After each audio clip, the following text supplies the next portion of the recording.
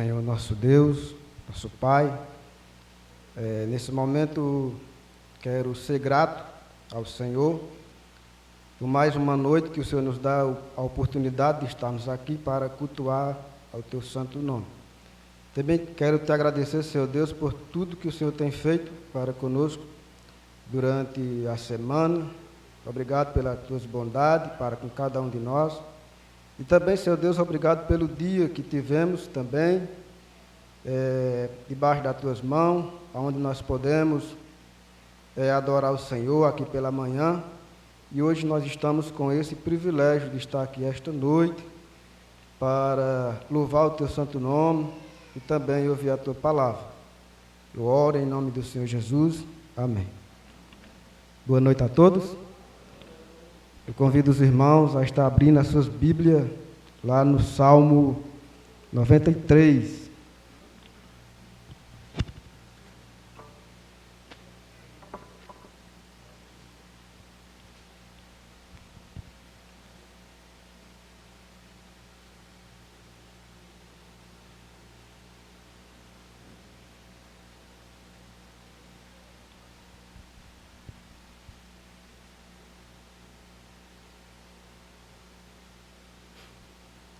Leamos. Reina o Senhor, revestiu-se de majestade, de poder se revestiu o Senhor e cingiu-se. Firmou o mundo que não vacila, desde a antiguidade está firme o teu trono. Tu és desde a eternidade. Levanta os rios, ó Senhor, levanta os rios, o seu bramido.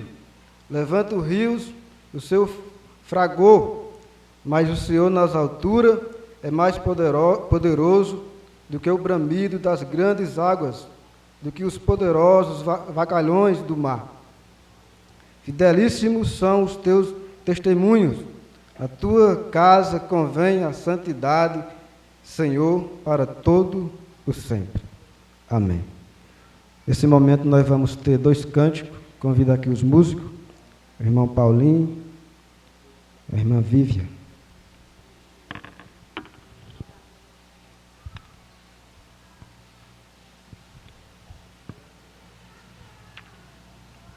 Boa noite, irmãos. Vamos estar adorando a Deus com 2 cânticos, somente a Ti e depois a majestade do Altíssimo. Vamos nos colocar de pé, aqueles que podem?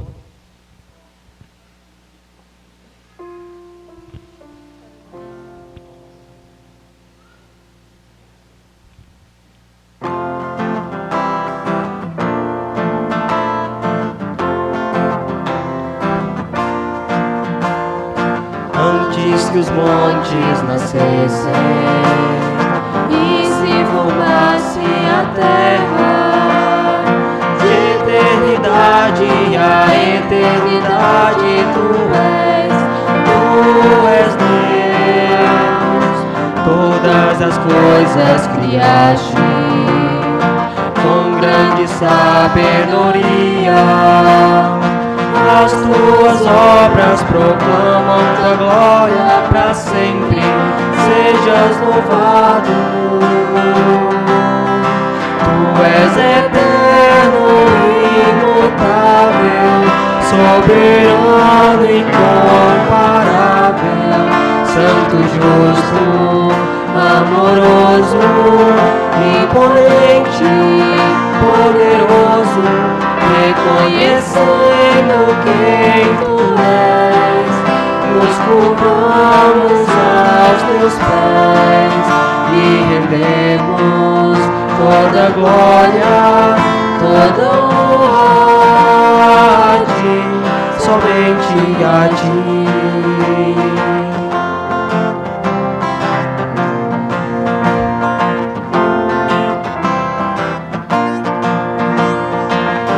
És o Rei do universo, teu trono é inabalável, Rei soberano, Senhor absoluto, Tu és Deus. Quanto mais Te conhecemos, mais fascinados ficamos por tua beleza, por tua grandeza, pra sempre sejas louvado. Tu és eterno, imutável, soberano, incomparável, santo, justo, amoroso, imponente, poderoso, reconhecendo quem tu és, nos curvamos aos teus pés e rendemos toda glória, toda honra a ti, somente a ti.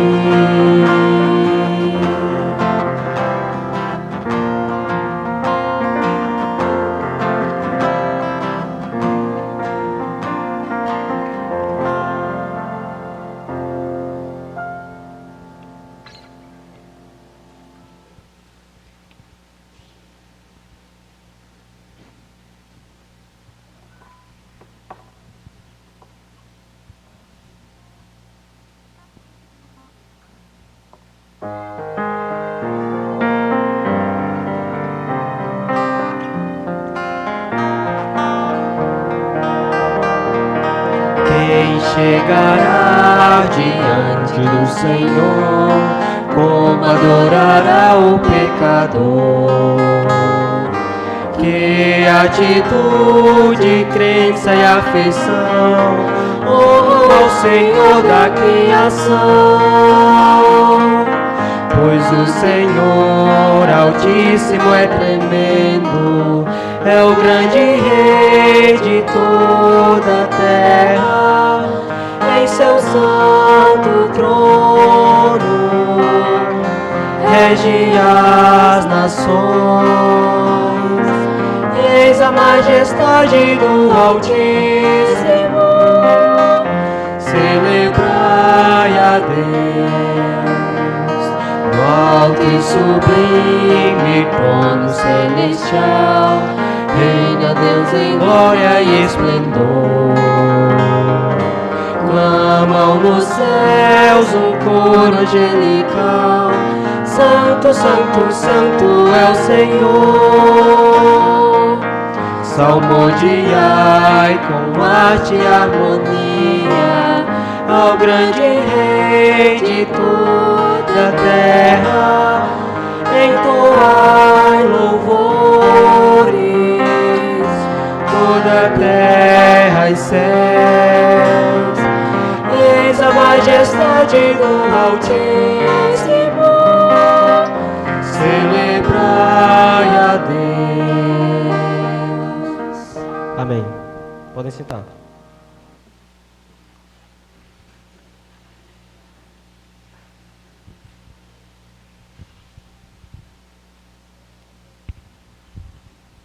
Agora, nós vamos estar adorando ao nosso Deus com nossos dízimos e as nossas ofertas.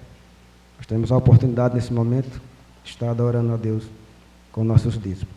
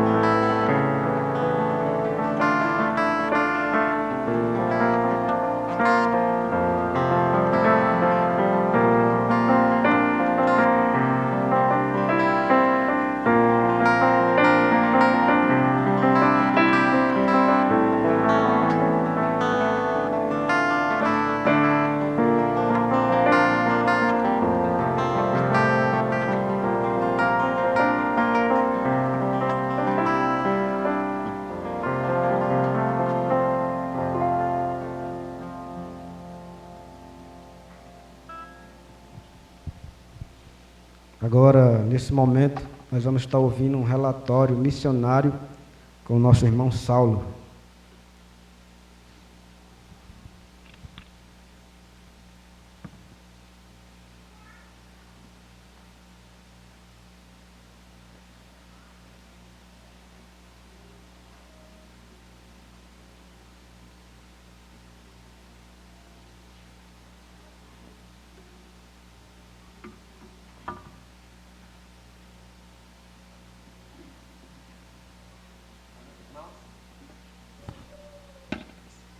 Boa noite.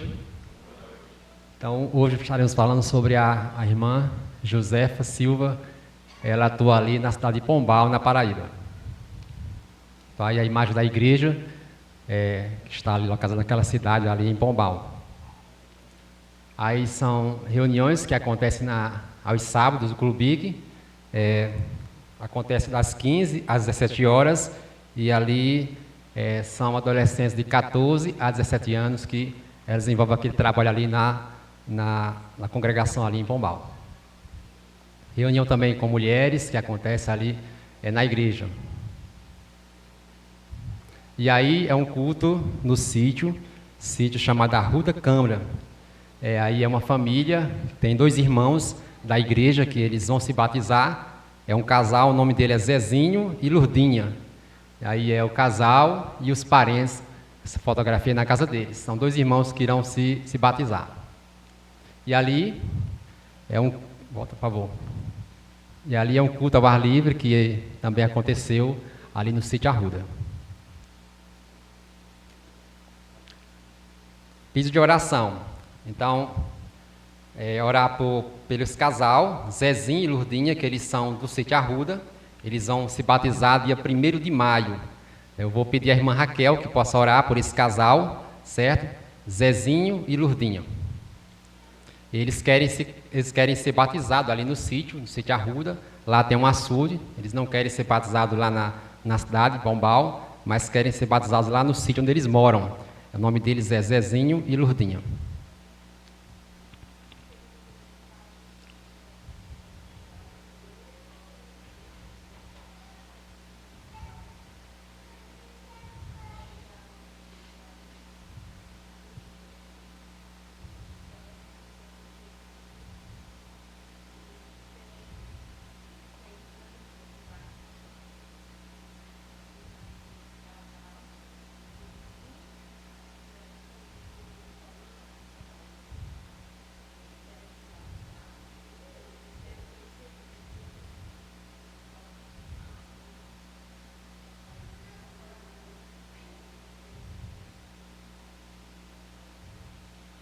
Amém. Não pode subir. Não tem. Outro pedido de oração é por um adolescente, o nome dele é Eduardo. Ele tem frequentado a igreja, ele participa do Clube. Ela pede oração por Eduardo e por sua mãe, Maria José. Ele tem levado a sua mãe para a igreja. Eles não são crentes ainda, então a oração é pela conversão deles, do Eduardo e sua mãe, Maria José.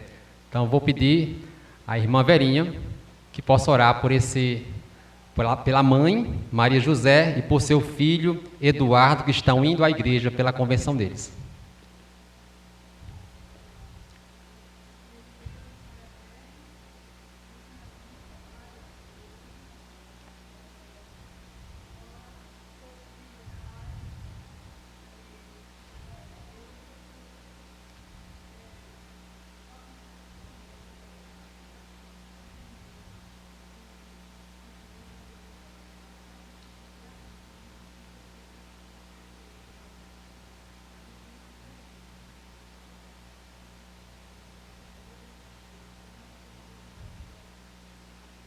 Amém.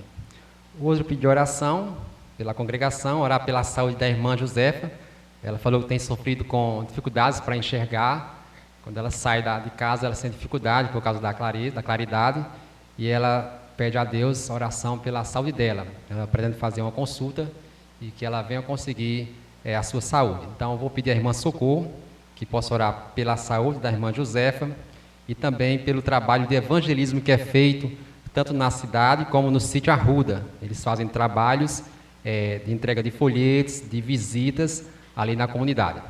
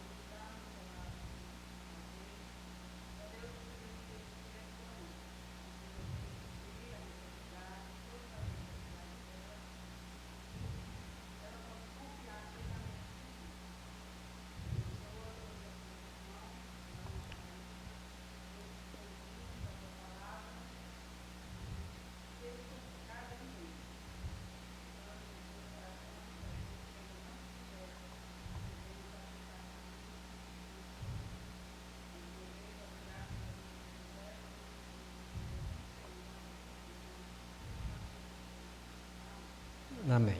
Hoje, de oração é pela equipe de trabalho. Ela atua ali na congregação, ali em Pombal, junto com o pastor Valderi e a esposa. Então, vou pedir à irmã Melry que possa orar pelo pastor Valderi, sua esposa e a irmã Josefa, que eles trabalham ali, tanto em Pombal, como também no trabalho de evangelismo, no sítio Arruda e ali na comunidade, e também com o Clubic.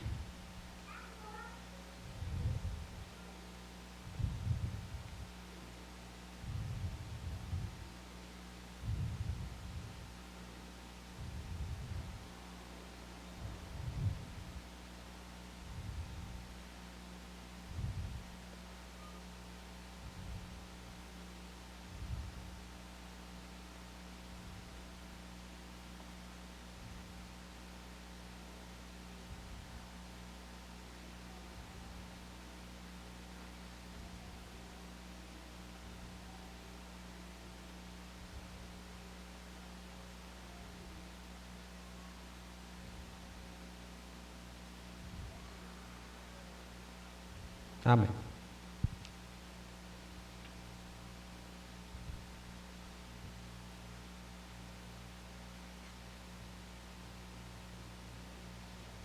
Mais uma vez eu convido a igreja a estar abrindo as suas Bíblias, lá no livro de Atos, capítulo 3.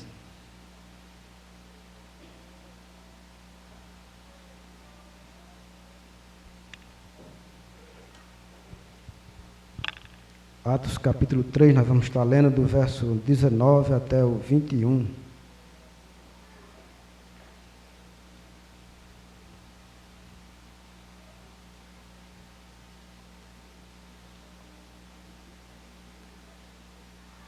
Leamos. Arrependei-vos, pois, e convertei-vos, para serem cancelados os vossos pecados, a fim de que da presença do Senhor venha tempo de refrigério, e que envie Ele, o Cristo, que já vos foi designado, Jesus, a qual é necessário que o céu receba até o tempo da restauração de todas as coisas, de que Deus falou por boca dos seus santos profetas desde a antiguidade. Amém. Convido aqui mais uma vez os músicos para estar louvando ao Senhor com 2 cânticos, com Paulinho e Vivian.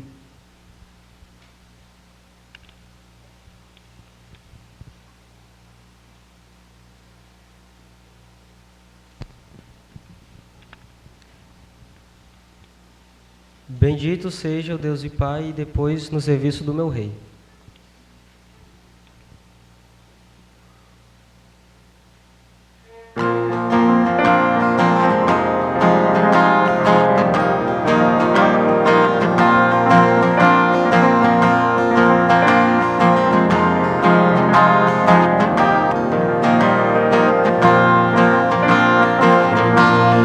Seja o Deus e Pai de Cristo, o Senhor.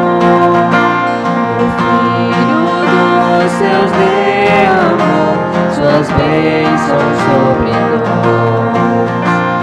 E por os santos para Deus nos destinou a ser, para sempre assim nos adotou em Cristo Filho seu. Para o louvor da tua glória, da tua graça e bondade, Senhor. Para o louvor da tua glória, Deus e Salvador. Bendito seja o Deus e Pai, que a Cristo a graça traz. O Filho nos purificou, sua morte nos remiu. E dele nos fez conhecer qual era o seu querer. E Cristo, nosso eterno Rei, nós vamos servir. Para o louvor da tua glória, da tua graça e bondade, Senhor. Para o louvor da tua glória, Deus e Salvador. Bendito seja o Deus e Pai, pois cremos no que diz, e pela fé já no sermão do Santo Espírito,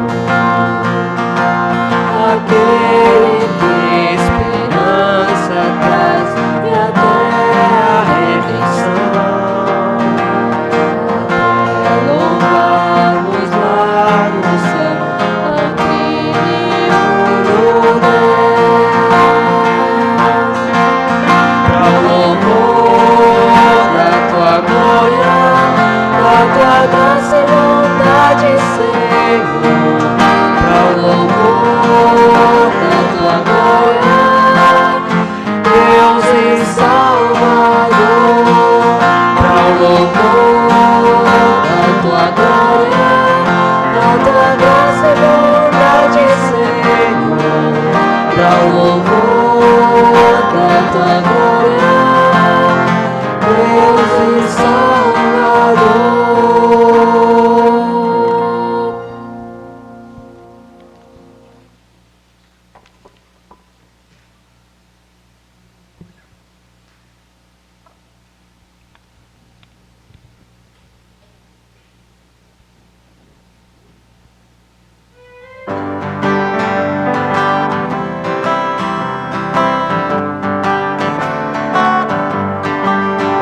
No serviço do meu rei eu sou feliz, satisfeito, abençoado, proclamando do meu rei a salvação. No serviço do meu rei, no serviço do meu rei, minha vida empregarei, gozo, paz, felicidade, tem quem serve ao meu bom rei. No serviço do meu rei eu sou feliz, obediente e corajoso, na tristeza, na alegria, sem sorrir. No serviço do meu rei, no serviço do meu rei, minha vida empregarei, gozo, paz, felicidade, tem quem serve ao meu rei. No serviço do meu rei eu sou feliz, jubiloso, consagrado, ao seu lado desafio todo mal. No serviço do meu rei, no serviço do meu rei, minha vida entregarei, gozo, paz, felicidade, serve ao meu bom rei. No serviço do meu rei eu sou feliz, vitorioso gratidão. Quanto tempo no serviço gastarei, no serviço do meu rei, no serviço do meu rei, minha vida entregarei. Gozo, paz, felicidade, tem quem serve ao meu bom rei. Amém.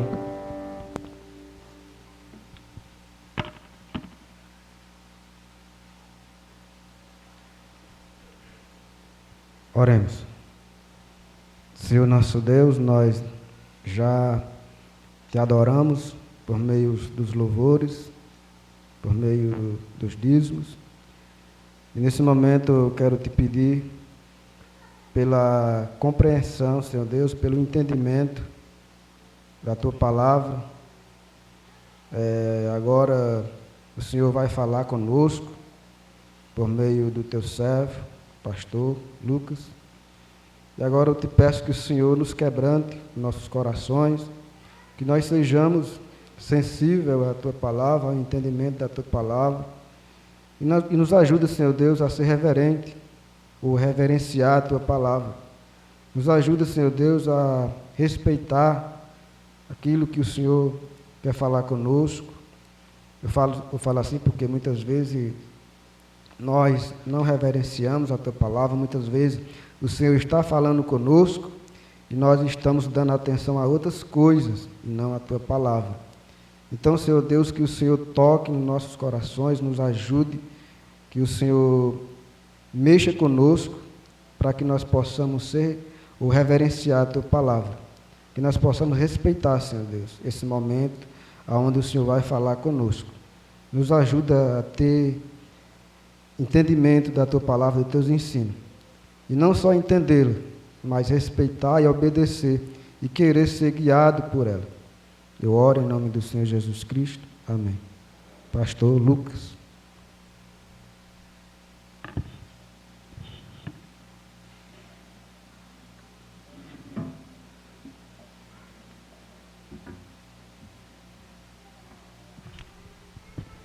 Mais uma vez, boa noite, irmãos. Vamos ter a saída das crianças.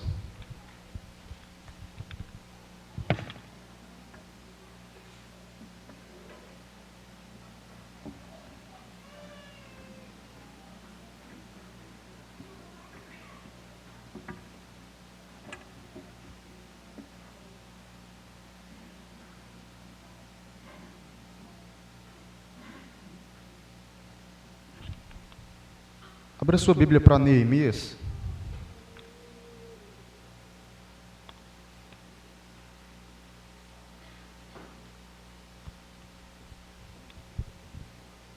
Já há 3 domingos, começamos a estudar o livro de Neemias, e hoje quero dar prosseguimento com o capítulo 2, versículo 1 ao 8.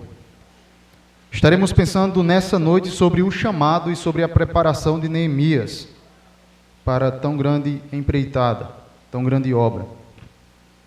Neemias capítulo 2, versículo 1 ao 8.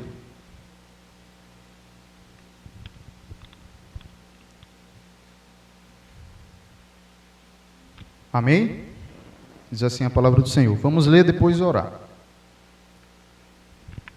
No mês de Nisan, no ano 20º do rei Artaxerxes, uma vez posto o vinho diante dele, eu o tomei para oferecer e lhe o dei.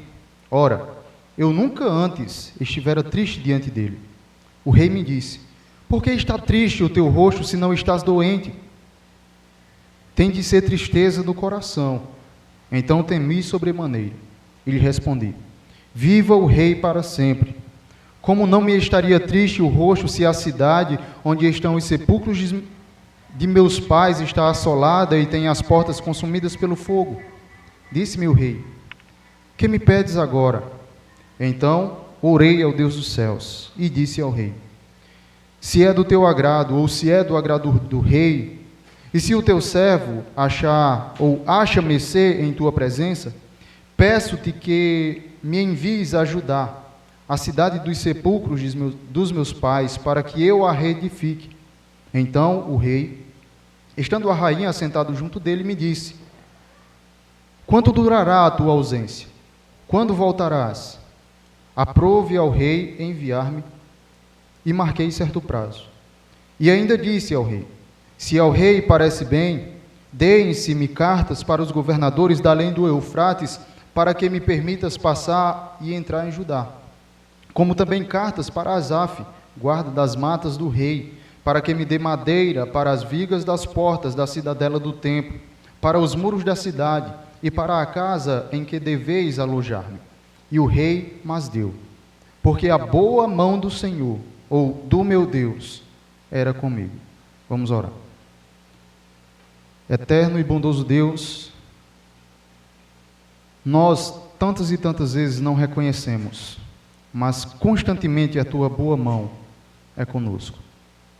Nos ajuda a reconhecer isso nesta noite. Em nome de Jesus. Amém. Meus irmãos, a teologia, ela nos ensina que Deus está interessado no destino dos indivíduos, de boa parte da humanidade. Os cativeiros assírios, os cativeiros, ou assírio e babilônico, como é óbvio, tiveram motivações meramente humanas, egoístas, com base na ganância, com base na violência de homens, com base na desumanidade de homens contra outros homens. No entanto, ambos os cativeiros também, eles foram usados por Deus como castigo bem merecido para a nação de Israel, no reino do norte, e para a nação de Judá, no reino do sul. E esse castigo foi usado por Deus em face dos pecados, em face da apostasia do povo escolhido de Deus. Os juízos divinos, uma das coisas interessantes é que eles sempre são para castigar, mas também para restaurar. Não são apenas punitivos, mas são também restauradores. O propósito de Deus, nós sabemos disso muito bem, operou através da nação ou de nações como a Síria, como a Babilônia, como a Pérsia, para castigar o povo que vivia em desobediência. Mas também operou por meio de restauradores da nação de Israel, como Esdras, como Neemias, como Zorobabel, como Josué, como Ageu, Zacarias, além de outros profetas que haviam advertido, que haviam instruído as nações de Israel e de Judá em tempos críticos, como Jeremias, por exemplo, Isaías, e também os profetas menores. E uma coisa interessante é que, olhando para o livro que nós começamos a estudar no domingo à noite, o livro de Neemias, este livro aqui, ele faz parte deste quadro maior. Porque o livro de Neemias, ele começa nos relatando um quadro crítico, durante um tempo em que o povo de Deus esteve em ruínas. Ele nos relata um tempo histórico em Jerusalém, onde Jerusalém foi destruído. E isso fez parte do juízo de Deus. Mas além disso, Jerusalém foi preservada, não só a identidade do povo, mas também as promessas para o povo hebreu. Nós sabemos que durante a história da humanidade, os desastres como no tempo dos Macabeus, no tempo da dominação romana, no tempo da grande dispersão mundial, não foram capazes de anular os propósitos de Deus para o seu povo. Nós sabemos bem e cremos que as profecias bíblicas, elas falam de significados, falam de eventos futuros que porão Israel a testa das nações aqui da terra. E não só porão a testa, mas a vitória é prometida. O relato de Neemias faz parte do grandioso propósito divino que tem um prosseguimento grandioso, glorioso. Apesar dos obstáculos que aparentam diminuir o ímpeto do plano de Deus, que aparentam desviar o fluxo do plano de Deus, mas Deus futuramente cumprirá todas as suas promessas com este povo. com o povo de Israel, que ele mesmo escolheu a dedo. O capítulo 1 de Neemias estabelece o contexto emocional. O contexto emocional e também espiritual que culminam no capítulo 2. O capítulo 1 nós já estudamos. E nele, no capítulo 1, Neemias ele recebe uma notícia ou notícia devastadora. Uma notícia que o deixa completamente para baixo. Uma notícia sobre a condição das muralhas de Jerusalém e a aflição que o povo de Deus estava passando em sofrimento. Isso leva Neemias a um profundo período de luto, a um profundo período de jejum, de oração diante de Deus.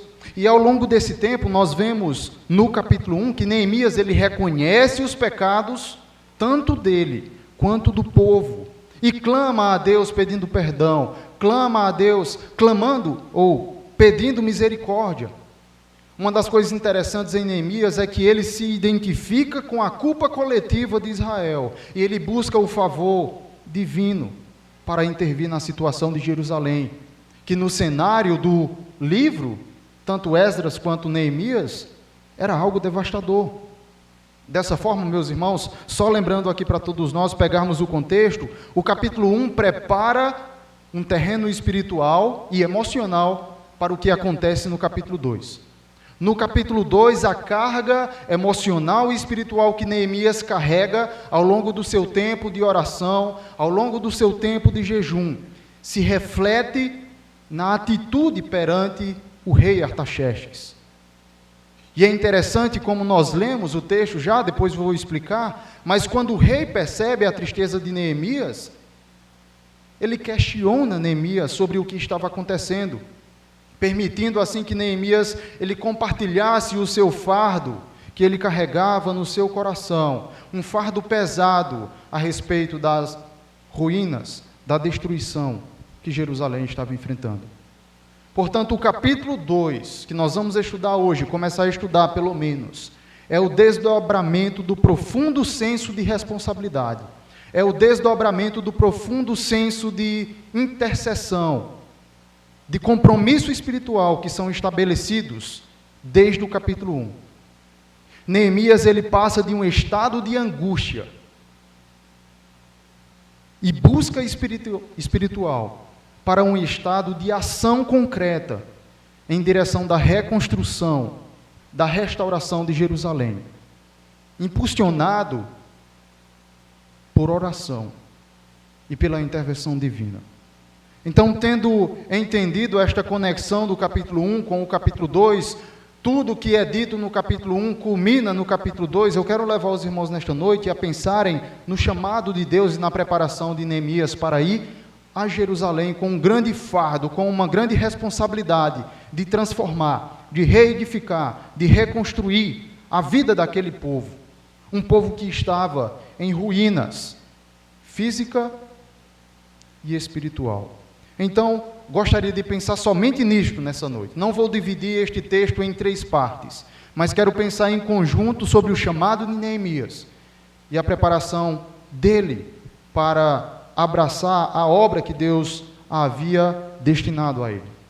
Mais uma vez eu gostaria de ler o texto, pelo menos o começo aqui, para juntos pensarmos algumas aplicações para as nossas vidas. Pelo menos o versículo 1 e versículo 2 por enquanto. Depois vamos ler novamente o restante do texto, que diz assim: No mês de Nisan, no ano 20º do rei Artaxerxes, uma vez posto o vinho diante dele, eu o tomei. Lembrando que Neemias era o copeiro do rei, por isso que ele diz, eu o tomei, para oferecer, e lhe dei.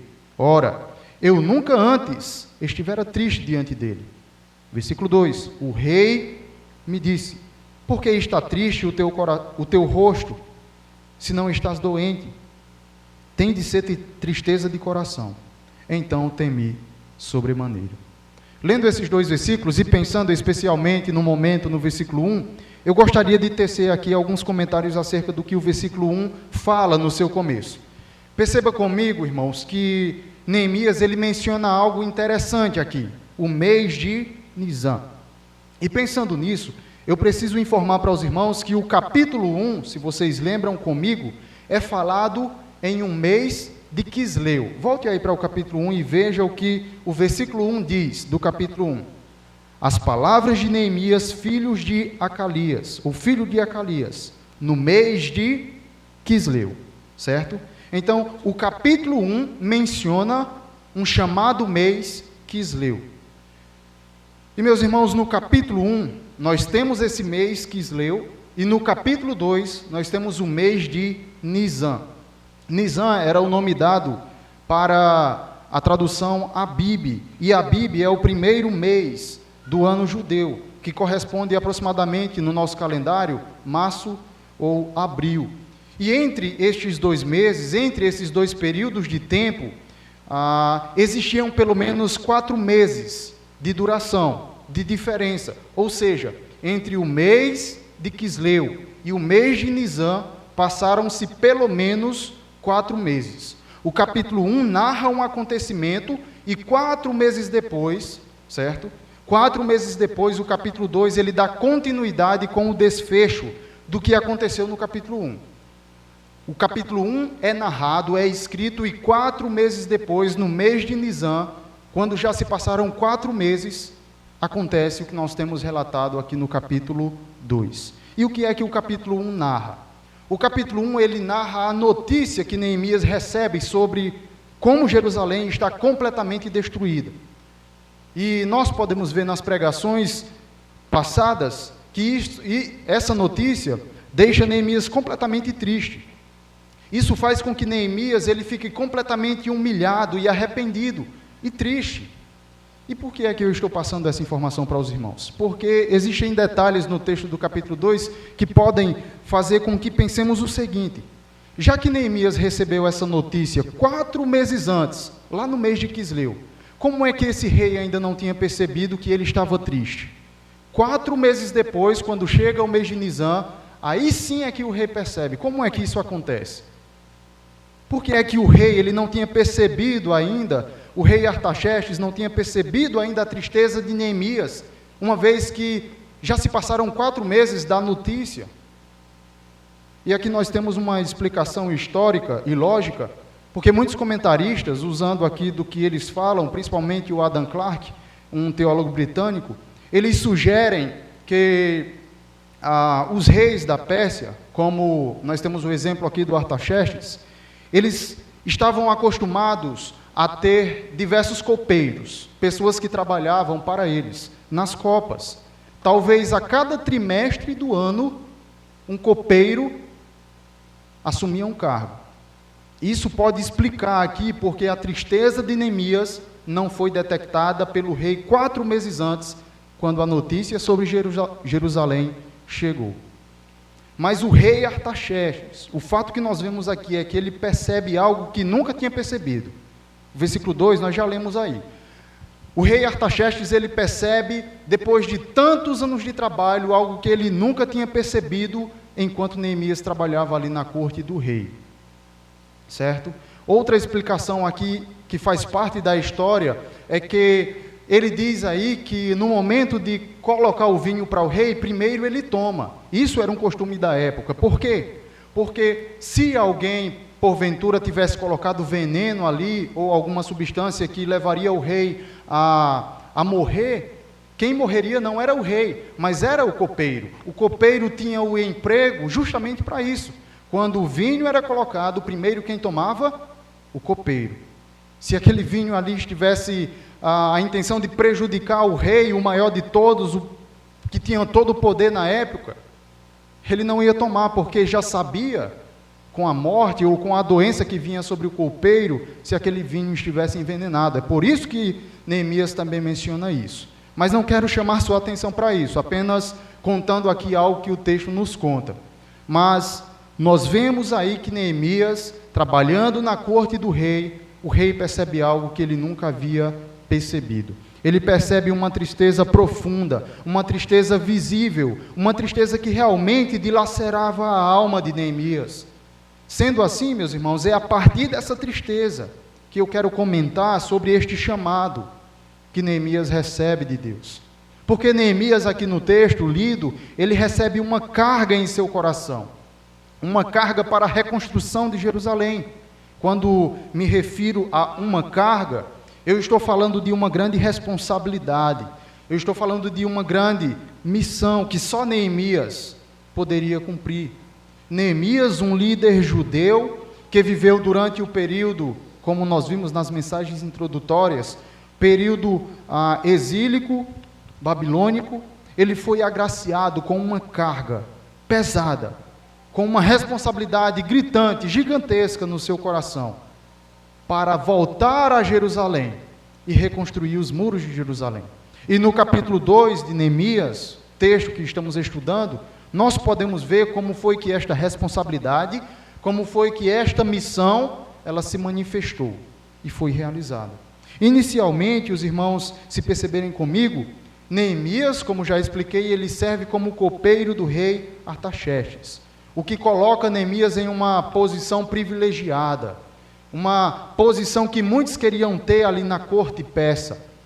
E um dia, enquanto ele estava servindo o rei, ele demonstra sinais de tristezas, o que não era comum para alguém na sua posição. E é interessante que o rei percebe isso. O rei, ele pergunta o motivo da tristeza de Neemias. Leia mais uma vez o versículo 2. O rei me disse: por que está triste o teu coração, se não estás doente? Tem de ser tristeza de coração. Então temi sobremaneira. Neemias, meus irmãos, depois que o rei pergunta isto para ele revela para o rei o que é que está acontecendo. Ele revela para o rei o motivo da sua tristeza. Ele revela para o rei a carga pesadíssima que está no seu coração, a responsabilidade pesadíssima que está sobre ele. E é interessante que a sua resposta é voltada para de fato o que está acontecendo. Ele menciona como Jerusalém, a cidade dos seus antepassados, está em ruínas, e como as muralhas de Jerusalém foram detonadas, foram destruídas por fogo. Isso perturba Neemias profundamente, porque ele sente conectado, ou se sente conectado ao seu povo, à sua cidade. Além disso, nós vamos ler daqui a pouco o versículo 3, mas Neemias, ele expressa a sua preocupação com a condição dos judeus, condição espiritual que eles estão vivendo lá em Jerusalém. Ele relata ao rei como o profeta, ou ele relata ao rei como aquele povo sem profeta está vivendo em grande desonra, devido à condição deplorável da cidade. E essa situação aqui desperta compaixão, desperta um senso de responsabilidade em Neemias. Veja comigo o que diz o versículo 3. Depois que o rei pergunta o que está acontecendo, o versículo 3 diz: e lhe respondi: viva o rei para sempre. Como não me estaria triste o rosto se a cidade onde estão os sepulcros de meus pais está assolada e tem portas consumidas pelo fogo? Assim, meus irmãos, nós podemos ver que Neemias, ao relatar para o rei o motivo, a condição da sua tristeza, ele não se preocupa aqui apenas com a reconstrução física de Jerusalém, mas também pela restauração da dignidade e da segurança do seu povo. E quando eu olho para essa parte do texto, para essa perícope aqui que estamos estudando, essa missão aqui o impulsiona a buscar a ajuda do rei persa. Não somente isso, mas esta responsabilidade o impulsiona a liderar o esforço de reconstrução das muralhas de Jerusalém, demonstrando aqui a sua dedicação, demonstrando o seu amor pelo seu povo, pela sua cidade. Então, depois de relatar o motivo da sua tristeza para o rei Artaxerxes, o rei fez o que poucos reis fariam.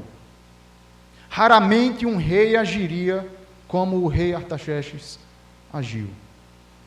O rei também se comoveu com a história triste do povo de Neemias. E o versículo 4 é dito o seguinte: depois que o rei escuta a lamúria, a dificuldade, depois que o rei escuta tudo que Jerusalém está passando, o versículo 4 vai dizer que depois disto o rei perguntou: o que é que eu posso fazer, Neemias, por você? Depois de ter ouvido a sua situação, depois de ter ouvido a condição do seu povo, o que é que eu posso fazer, Neemias, por você? Leia o versículo 4. Disse-me o rei: que me pedes agora? Agora algo nos chama bastante atenção aqui, que não pode deixar de ser notado neste texto. Porque depois de ouvir essa pergunta, a pergunta do rei, o que é que eu posso fazer, Neemias, por você? A reação inicial de Neemias foi qual? Segundo o versículo 4. Então orei ao Deus dos céus. Essa é uma reação peculiar. A reação inicial de Neemias foi orar. Neemias, ele entendia que precisava consultar a Deus para responder esta pergunta tão importante ao rei. Afinal de contas, não era qualquer pessoa que chegava diante do rei, contava uma história, contava a sua dificuldade e o rei ainda se compadecia. Não era qualquer pessoa. Então, Neemias, ele precisava consultar a Deus para responder essa pergunta tão importante do rei. Abrindo um parêntese aqui, um parêntese aplicativo para as nossas vidas, meus irmãos, nós vemos aqui no versículo 4 a importância da oração antes de tomar decisões. Nós vemos isso através da atitude de Neemias, quando se dirige a Artaxerxes. Antes de fazer qualquer pedido ou apresentar o seu plano para a reconstrução de Jerusalém, Neemias, ele recorre à oração. E essa atitude de Neemias destaca aqui para nós a confiança dele na orientação, a confiança dele no favor divino para o sucesso da sua missão. Ele reconhece a importância de buscar a vontade de Deus antes dele responder ao rei, antes dele agir, demonstrando assim humildade e dependência do poder de Deus. Além disso, a oração, antes de tomar decisões, ela nos ajuda a alinhar os nossos corações, a alinhar as nossas mentes com os valores, com os propósitos e com a vontade de Deus. Isso nos capacita a discernir com clareza, com sabedoria, as escolhas que nós temos para fazer. Ao clamarmos pela orientação divina por meio da oração, nós reconhecemos a nossa limitação e a necessidade de buscar a sabedoria, o direcionamento de Deus em todas as áreas das nossas vidas. Isso nos ajuda a evitar decisões precipitadas, impulsivas ou baseadas em nossos próprios interesses e nos coloca em um caminho de confiança. Orar a Deus antes de decidir algo nos coloca em um caminho de dependência dele, do próprio Deus, em todas as circunstâncias. Aqui no texto nós vemos que agora que as portas estavam abertas para que ele fizesse o seu pedido ao rei, depois que o rei disse: Neemias, o que é que eu posso fazer por você e pela sua condição? O primeiro impulso de Neemias foi apelar para Deus para ter mais coragem. Este é um assunto do Senhor, pensou Neemias. Ele deve dar-me habilidades necessárias para dar uma resposta adequada ao rei. Com relação a isso, nós temos aqui no livro de Neemias a primeira das diversas orações flechas que acertam diretamente o alvo, orações fervorosas, como foram chamadas por alguns teólogos. Petições breves expressas por Neemias por ocasião de uma emergência. Isso é algo característico do livro de Neemias e uma característica dele mesmo. Antes de tomar decisões, ele orava. E meus irmãos, aqui no versículo 4, é claro, Neemias imediatamente ele orou ao Deus dos céus para que desse sabedoria a ele, no sentido de pedir de maneira apropriada e inclinar o coração do rei a conceder-lhe o que ele estava prestes a pedir. Neemias, ele não tinha tempo aqui para fazer uma oração de 10, 20 ou 30 minutos, mas o que ele fez foi elevar o seu coração à sala do trono, aos céus, e confirmar o chamado de Deus para a vida dele, através do desejo de restaurar Jerusalém. E é dessa forma que ele apresenta diante de Deus, primeiramente, mas também diante do rei, o que estava no seu coração. Nós sabemos disso porque o versículo 5, acompanhe comigo, diz: se é do teu agrado, ou se é do agrado do rei, e se o teu servo acha mercê em tua presença, peço-te que me envies a Judá. Judá é a capital de Jerusalém, a cidade dos sepulcros dos meus pais, para que eu a reedifique. Versículo 6 e 7. Ainda disse ao rei: se ao rei parece bem, deem-se-me cartas para os governadores da além do Eufrates, para que me permitam passar e entrar em Judá, como também carta para Asaf, guarda das matas do rei, para que me dê madeira para as vigas das portas da cidadela do templo, para os muros da cidade e para a casa que deverei alojar-me. Perceba junto comigo que primeiramente Neemias, ele fez com que o rei soubesse do desejo do coração dele. Ele fez com que o rei conhecesse o seu chamado, a sua carga de responsabilidade que estava no seu coração, para voltar a ajudar e ajudar aquele povo. Então, a petição de Neemias, primeiramente, está relacionada ao seu chamado, e o seu chamado relacionado à vontade de Deus para ele. Mas também, Neemias, este pedido aqui foi inteligente, foi um pedido crucial, porque ele sabia que encontraria oposições no caminho. Por isso que ele disse: se o rei me der carta, vai ser mais fácil de eu passar pelas fronteiras, porque os guardas de cada fronteira onde eu vou passar exigem as cartas para que eles possam saber que eu estou indo com a permissão do rei. Neemias, ele sabia que encontraria ao longo da sua jornada oposição no seu caminho para Jerusalém, e ele precisaria de uma autorização da corte, uma autorização real para a sua missão. Ele sabia que necessitaria de autoridade real para fazer o que pretendia fazer.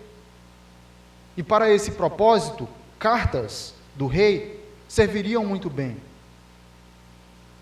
Não somente estas cartas, que são chamadas de salvo-conduto. Salvo-conduto é um documento da antiguidade que autorizava alguém a cruzar fronteiras, andar livremente. É uma espécie de passaporte nos nossos dias. Mas também estas cartas ordenavam que Neemias tivesse uma provisão de várias formas. Ele, ao passar nas matas do rei, ele poderia pegar madeira. E para que essa madeira? Para quando chegasse em Judá, para quando visse as portas da cidadela, ele pudesse ter material para construir. Não somente isso, mas também o texto e outras referências cruzadas aqui, paralelas com esse texto, nos diz que ele também teve uma escolta armada. Pessoas para proteger ele. Depois disso, meus irmãos, depois de tudo isso, depois de toda essa provisão aqui, o seu chamado ele se concretiza, porque Deus confirma isso. E Deus confirma isso através da sua providência. E como é que nós podemos enxergar a providência divina aqui nesta cena, neste relato? Nós podemos enxergar porque Neemias, ele é colocado na posição certa para fazer a diferença. Neemias, ele é visto com tristeza, ou, melhor dizendo, o rei reconhece a sua tristeza, e o rei pergunta o que aconteceu. Depois, Neemias, ele discorre a sua situação, ele discorre a situação que o povo se encontrava. Sendo assim, o rei, tendo o seu coração amolecido por Deus, ele se comove da situação, e ele pergunta o que poderia fazer por Neemias e o povo. Neemias, então, anuncia o seu chamado. Ele coloca pedidos claros diante do rei, e todos os seus pedidos são atendidos. E esses pedidos, eles são atendidos por um motivo, apenas por um motivo, e esse motivo é reconhecido pelo próprio Neemias. Ele expressa no versículo 8 o seguinte: e o rei mas deu, porque a mão do meu Deus era comigo. O único motivo porque toda essa cena se desenrolou. O único motivo porque o rei se comoveu. O único motivo porque tudo pareceu andar. Foi porque a boa mão de Deus era com Neemias. Embora Artaxerxes ele fosse um rei pagão, Neemias, ele entendia que Deus poderia trabalhar através daquele rei pagão de forma poderosa, porque Deus ele pode suprir qualquer necessidade de maneira totalmente inesperada e improvável. Mesmo quando nós desacreditamos, Deus pode suprir. Quando o assunto, meus irmãos, é a obra de Deus, quando o assunto é o serviço do Senhor, é o avanço do seu reino, Deus ele supre sobremaneira aquilo que nós precisamos para realizar a sua vontade. Se você não realiza a obra do Senhor, não culpe a Deus, o culpado é você, porque suprimento tem, porque providência tem.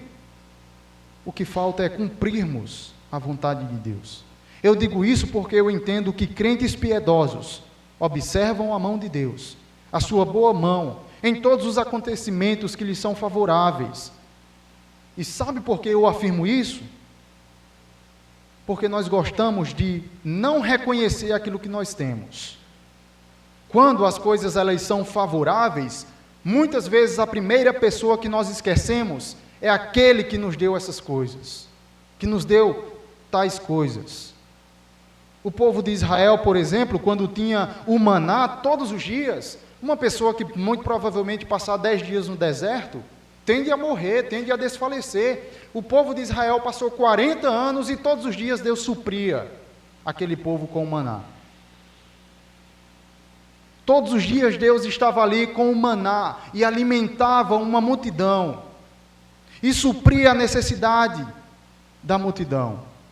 E mesmo assim o povo murmurou, e mesmo assim o povo quis desviar-se do caminho do Senhor. Meus irmãos, quando as coisas nos são favoráveis, nós somos os primeiros, infelizmente, que gostamos de esquecer daquele que nos deu todas as coisas. Que nós possamos reconhecer que temos tudo para servir a Deus, para desenvolver ministérios aqui nesta igreja de Farias Brito, para o avanço do reino de Deus. Não culpe a Deus, não culpe os pastores, não culpe os diáconos ou os irmãos porque você não está servindo.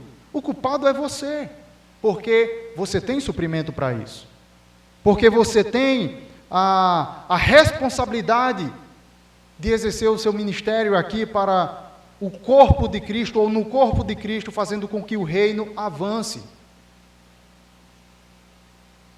Tem serviço em todas as áreas para servirmos. O problema é que não queremos servir. O problema é que nós gostamos de esquecer que Deus já nos deu todas as coisas para servir a Ele. Que nós possamos reconhecer que nós temos tudo para servir a Deus e desenvolver ministérios para o crescimento do seu reino. E, acima de tudo, reconhecer que temos isto porque a boa mão do Senhor repousa sobre a igreja de Farias Brito. A boa mão do Senhor repousa sobre cada família que está aqui nesta noite. Você observou comigo nesses 8 versículos que Neemias obteve o que desejava. Não de acordo com os seus méritos, não de acordo com a sua influência sobre a corte persa, sobre o rei Artaxerxes, ou sua conduta sábia diante do rei. Neemias obteve tudo o que ele precisava, porque a boa mão de Deus era com ele. A boa mão de Deus que estava chamando, estava capacitando Neemias para essa grande empreitada.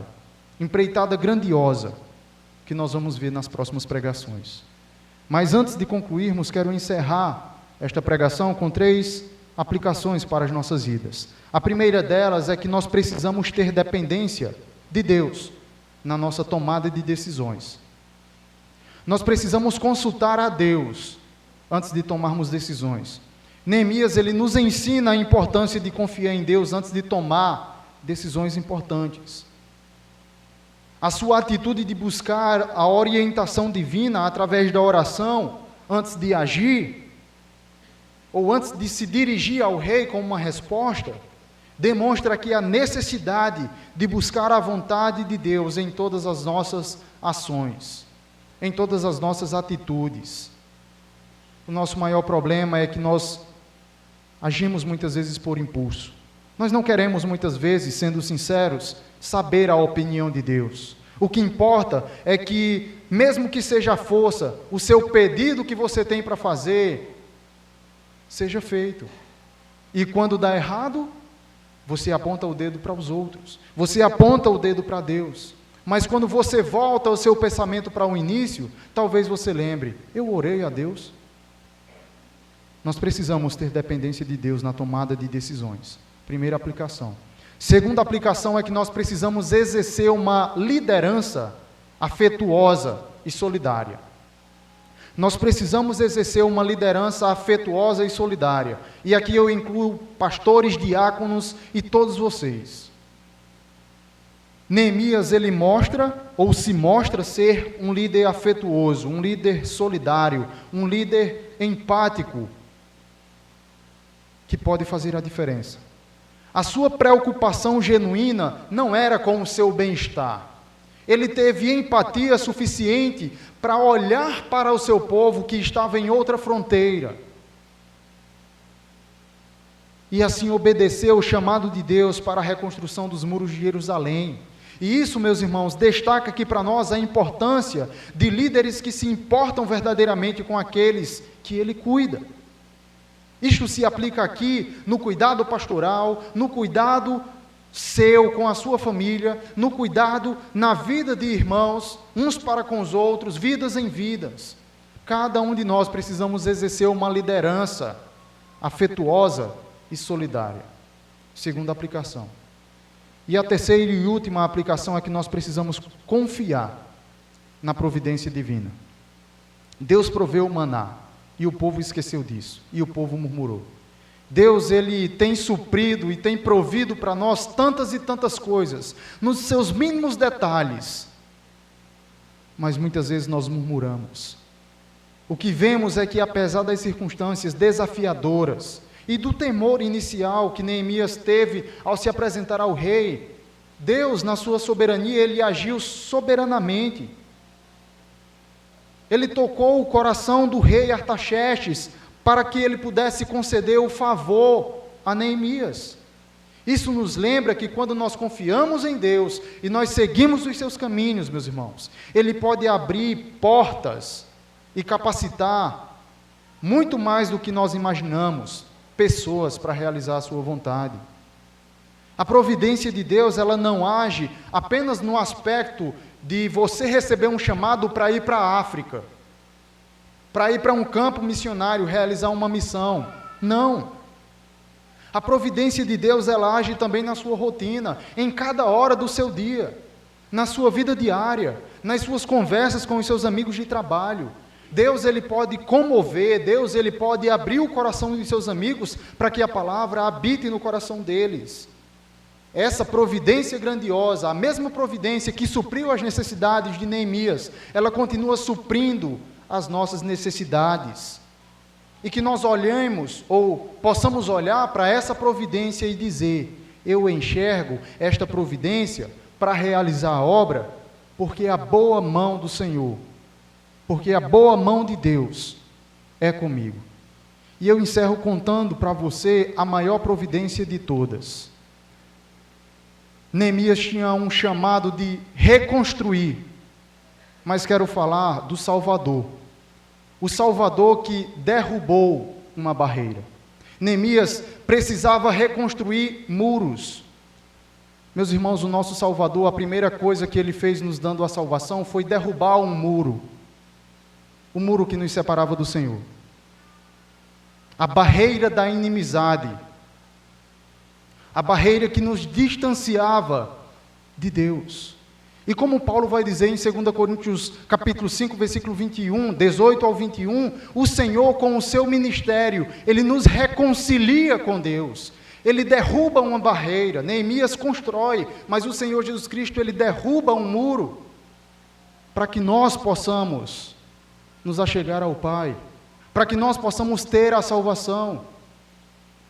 Até podemos pensar que somos diferentes do povo de Israel, do povo de Judá, mas não somos. Todos os dias nós reclamamos do maná. Todos os dias você se distancia um pouco mais do Senhor quando você deixa de orar, quando você deixa de ler a Bíblia. Todos os dias o Senhor não visita o seu quarto porque você não tem uma vida de oração. Você reclama constantemente, você murmura constantemente do maná. Você não é diferente. Deus usou Neemias para ir lá e restaurar. Deus usou o Senhor Jesus Cristo para restaurar a minha e a sua vida, para nos tornar novas criaturas. Neemias construiu novos muros. O Senhor Jesus Cristo, Ele constrói uma igreja pela qual Ele chamou pelo nome, uma igreja pela qual Ele pagou alto preço por ela, a fim de nos reconciliar. O Senhor Jesus Cristo é a resposta para a sua vida. Não sei se você ainda conhece Ele, mas Ele é a resposta para restaurar a sua vida. Estamos tratando sobre restauração. Você pode até achar que outras coisas podem trazer uma restauração plena para você e dar sentido para a sua vida, mas eu digo que não, porque essas não são minhas palavras, são palavras do próprio Deus, que estão na sua própria palavra. O Senhor é quem restaura a nossa vida, e Ele fez isso por meio do nosso Salvador, o Senhor Jesus Cristo. Que nós possamos enxergar essa providência e pensar como Neemias: a boa mão de Deus era comigo, no nosso caso é conosco. Que Deus nos abençoe e vamos orar.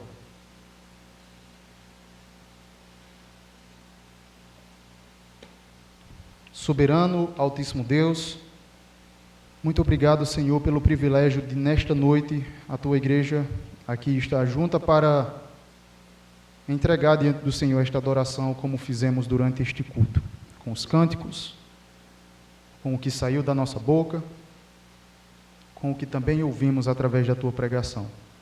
Independente das falhas, independente dos erros e limitações, eu clamo ao Senhor que o Senhor mude a vida de pessoas, que pessoas sejam restauradas, que pessoas sejam usadas para a Tua obra. Peço que o Senhor transforme vidas que estão engatinhando aqui, que o Senhor transforme vidas que estão desfalecendo, vidas que estão completamente distantes do Senhor. O Senhor já começou a boa obra, e o Senhor há de completar.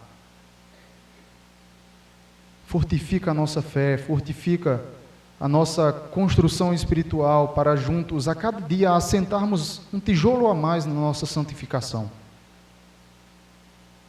Clamamos ao Senhor que possamos dar glórias ao Senhor, reconhecer a Tua providência e sempre entendermos que a Tua mão é conosco.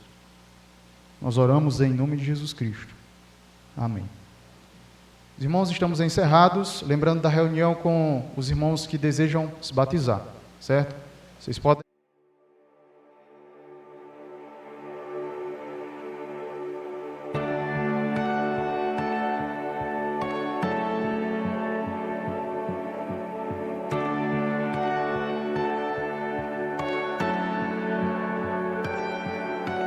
Quem tomou o mar em suas mãos, quem contou da areia cada grão, tremem reis, nações ao ouvir sua voz, rejubila toda a criação. Eis nosso